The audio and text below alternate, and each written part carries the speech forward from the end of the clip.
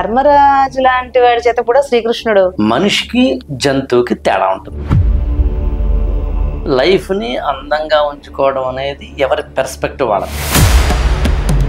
కొంతమంది డబ్బు ద్వారా ఆనందాన్ని పొందుతారు, కొంతమంది కంఫర్ట్ ద్వారా ఆనందాన్ని పొందుతారు.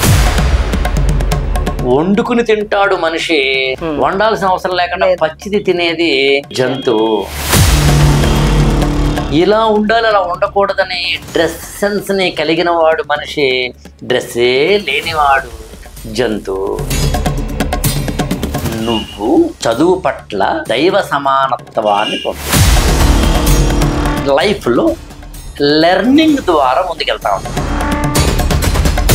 భాగవతంలో ఒక శ్లోకం ఉంటుంది, ప్రాణ విత్తమాన భంగమందు బొంకవచ్చు అఘము కాదు. ఏది పర్ఫెక్ట్గా ప్యూర్గా ఉండదు, ఉండకూడదు కూడా.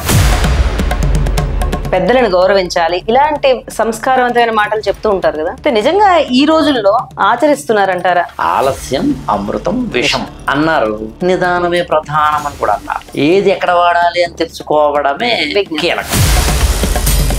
పెద్దలని గౌరవించాలి, ఉదయమే లేవాలి, ఇలాంటి కొన్ని రూల్స్ ఉన్నాయి. అందరికీ ఒకలాగే వర్తిస్తాయా, లేకపోతే ఎవడి రూల్స్ వాడిదేనా? అంబులెన్స్ ట్రాఫిక్ రూల్స్ పట్టించుకోదు, రెడ్ లైట్ ఉన్న అంబులెన్స్ వెళ్తుంది.